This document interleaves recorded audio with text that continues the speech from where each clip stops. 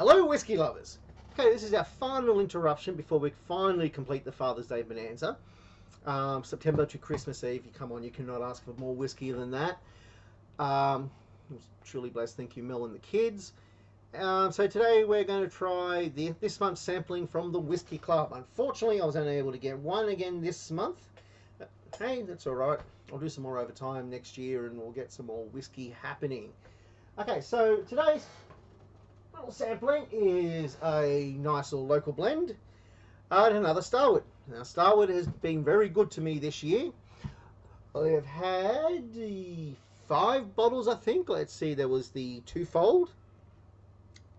There was the club exclusive in the red wine casks. And then Mel bought the Fortress, the Nova, and the Solaria.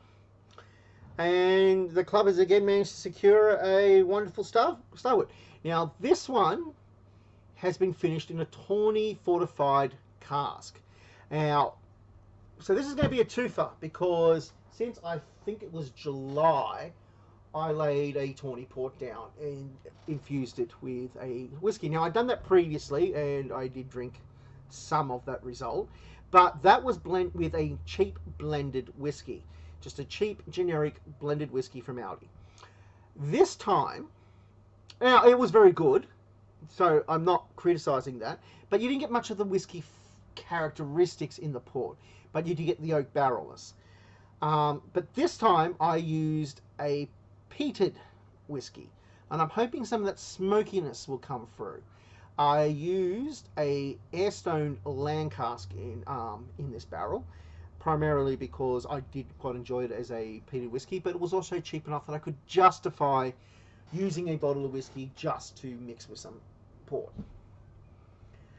Alright, so after we sample the Starward matured in Tawny port casks, we will then sample the Tawny port matured in a whiskey. All good. Okay, so Starward, as we have explained time and time again on this channel, is a nice local Victorian distillery. There's not much history to it. It rose with the rise of micro distilleries in the early 2000s. They've made quite a name for themselves. They actually are quite a good whiskey. I really do recommend them. If you guys got favour, they are hard to get their hands on simply because of supply and demand. So, let's give it a go.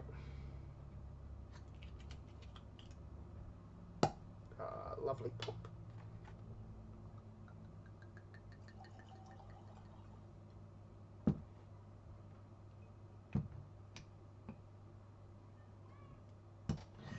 Okay, so to begin,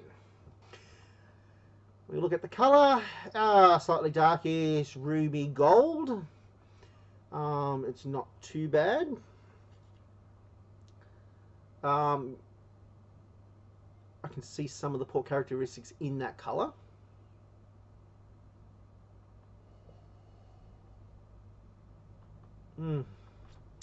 Okay, so we've got your standard citrus flavours for a whiskey. Definite vanilla and oak there. Maybe some peated fruits, berries, cherries maybe.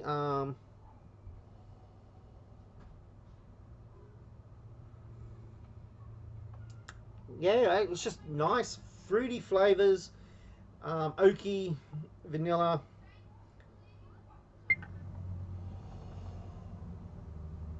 Yeah, a nice fruity, tarty smell to it.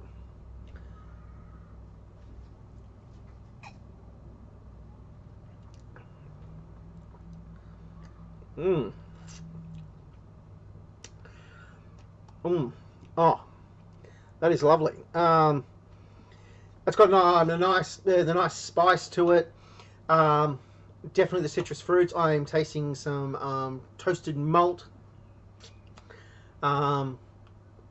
Hints of toffee, cherries, blackberries. Oh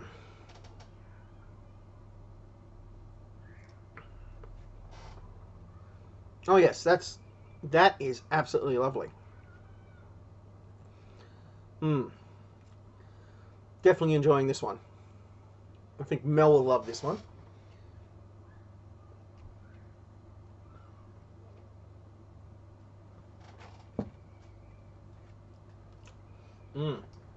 All right, so let's crack open this little bad boy. It's been sitting here for a few months now.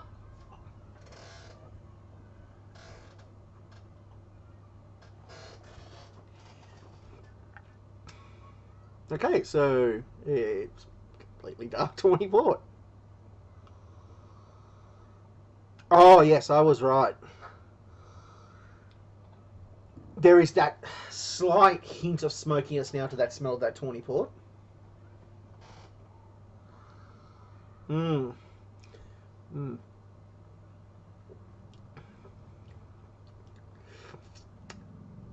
Okay, so yes, once again, I'm going to have to say the oak is very definitely noticeable now in the tawny port. Um, the actual whiskey characteristics have obviously been very overpowered by the port, but that peat, it's very, very subtle, but it is there. It is adding this lovely smokiness to the tawny port. So I would say this was a successful experiment, so I'm going to probably try this again next year. So you don't have to go all out, just get a nice cheap peated single malt, run it through, just pour the whole bottle into the barrel. You let it sit for a week, and then turning it so it coats the walls, and then you at the 20 point, just let it sit for a few months. That's a great appetizer too. Okay, so next week we'll be finishing the Father's Day bonanza. So fingers crossed I might get some whiskies over Christmas that I can do some reviews from.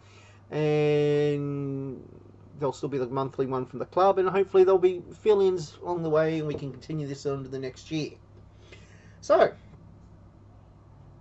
I suppose I'll wish everyone a happy holidays. You're not getting me to say Merry Xmas, I tell you that now. Okay, so until next time, Sante.